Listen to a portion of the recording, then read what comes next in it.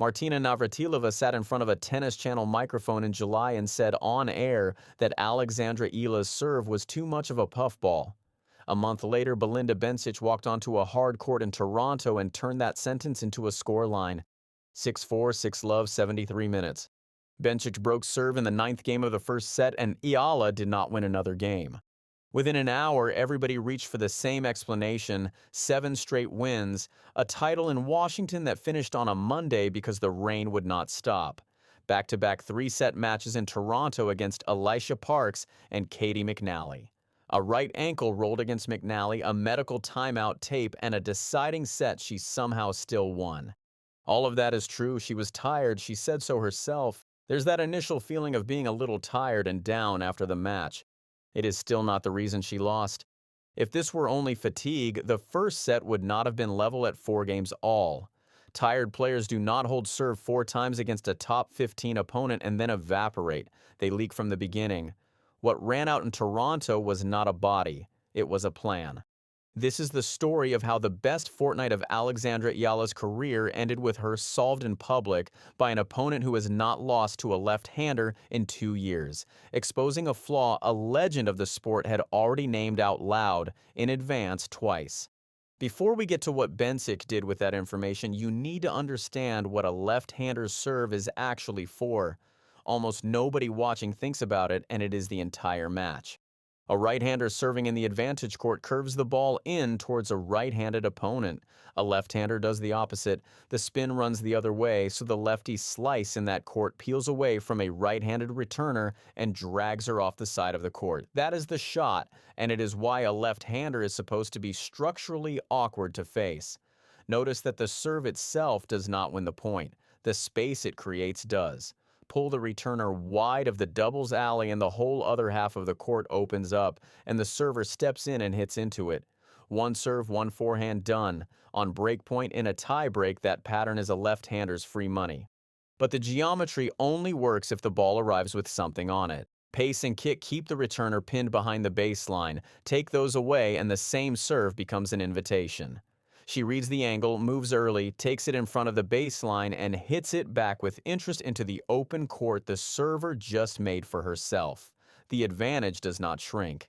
It inverts. The pattern is predictable, the location is known, and the left-hander is defending from the first ball of her own service game. That is the mechanism, and it is exactly what Navratilova described. In March, before Indian Wells, she was asked about Eala, and she was not unkind. She's crafty, she's a good lefty, she uses her variety nicely. Then came the note that mattered. I think where she can improve the most is her serve or make it pay off more. She needs a bigger serve and bigger kick. She's got the slice down pat. She went on, she is slight of build, so it's harder for her to absorb all that pace, but I think she can beef up a little and punch up that serve. The slice is there, the shape is there. What is missing is the thing that makes the shape dangerous. 4 months later at Wimbledon, Eala lost in the 4th round to Jasmine Paolini, and Navratilova went further on the Tennis Channel. Her serve, it's too much of a puffball. Swiatek didn't handle it well, but Paolini did. She was attacking the second serve. Then the number that turns opinion into evidence. But even the first serve was like 80, 85. She can hit it 105, but she doesn't. She needs to change the grip and use the leftiness more. She was not slicing. She was hitting most of her serve to the Paolini forehand, not the backhand with a slice. Not slicing, serving into the forehand, a first serve 20 miles an hour below her own ceiling. That is a scouting report read aloud by the most decorated left-hander in the history of the women's game on a broadcast every coach on tour can watch. Greg Rusedski said the same in different words. Britain's former number 1, a left-hander who reached a U.S. Open final himself.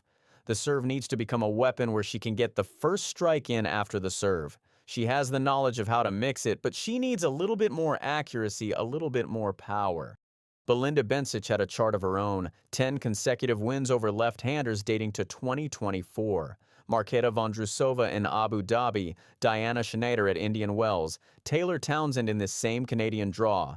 Eala was number 10. Here's the detail that makes it almost funny. Bencic does not enjoy playing them.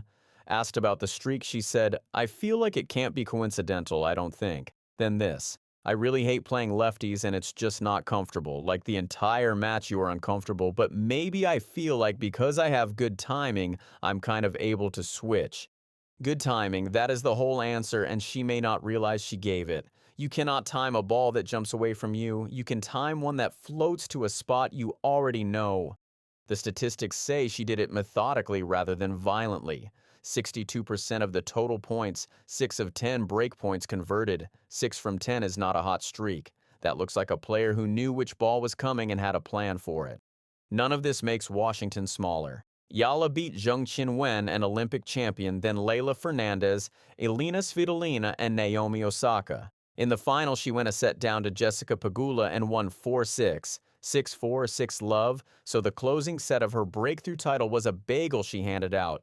In Toronto, she was on the receiving end of one. She is the first player from the Philippines ever to win a title on the WTA Tour at a career high of world number 20 at 21 years old.